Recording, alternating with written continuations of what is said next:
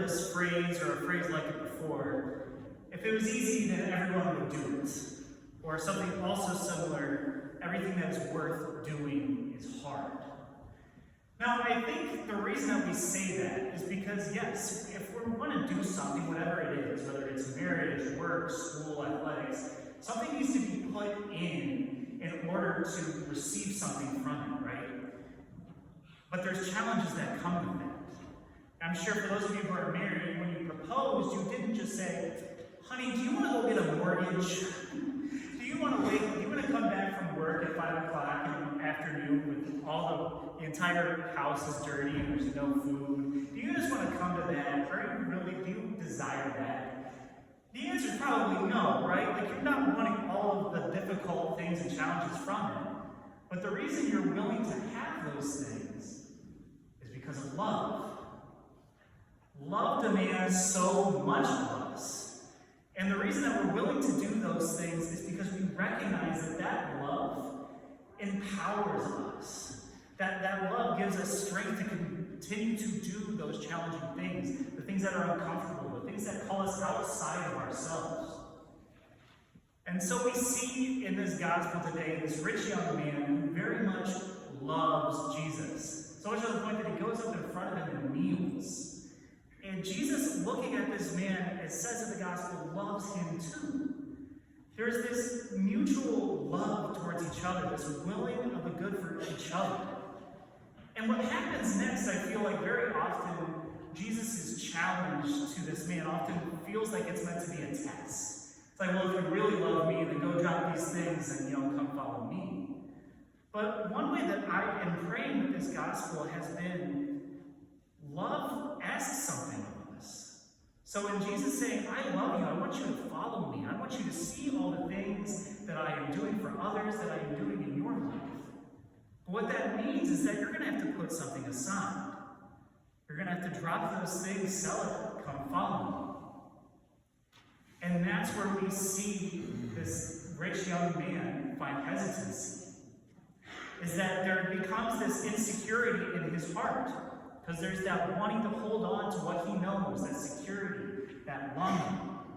To which then is why then, when the rich young man leaves, Jesus then gives this analogy of the camel going through the eye of the needle, which to us seems very bizarre. It almost says to us, well, it's impossible to get into the kingdom of heaven.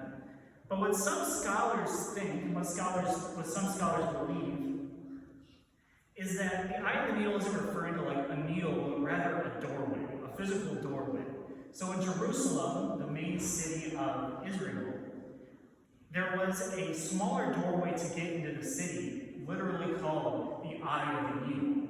And if a camel was to walk through there, like carrying a bunch of material, it would be on his back, and the doorway was so small that you would have to take all the material off the camel, move the camel down, and then push it into the doorway. So what we can see Jesus saying here is that our call into love is that self-gift, that putting down of things that, again, may leave us uncomfortable, may leave us feel as if we don't have security. But the beautiful thing to remember is that in our call to love and our surrender to love, as you have probably seen within your own life, in the sacrifices you make, you receive in abundance. So I think now the call for us in this Mass is to pray with wherever we are, student, married, unmarried, athlete, whatever it may be, whatever in your life you feel called to be offering of yourself, is to realize, Lord, where are you in that? Where can I see you in my daily outpouring, my daily sacrifices that may feel uncomfortable to me? And realize that we have a beautiful example of this. The cross. What's beautiful about Jesus is he's not just saying, hey, go sacrifice things. He's saying, I have done this, I have sacrificed for you. To let you know that one, it's possible, that to achieve this love is possible because I've achieved it for you. And to also realize that that's not the end. Because then right above the crucifix is the resurrection.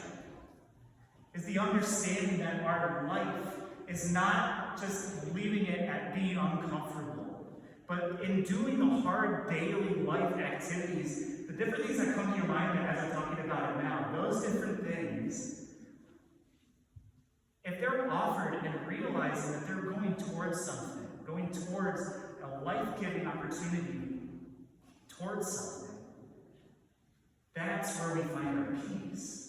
And I know that's not an easy ask. For me, it's been particularly challenging. I've been joking with a lot of people that I'm in 20th grade, being back at school. I'm in my 20th year of school. And for not being an academic, that's tough. But what the invitation has been for me is to recognize, okay, Lord, I'm doing this because I feel this call towards you. Help me to remember that. Help me to remember that in my own sacrifice, my own comfortability, I'm doing this for you and with you. So, Lord, guide me.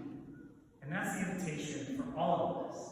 So as we come to this Mass, as we leave these doors as well, let us remember where the Lord is calling us to love, where the Lord is calling us to outpour ourselves for each other, for Jesus, to live in this loving relationship. Because yes, it can be challenging, but it's so worth it.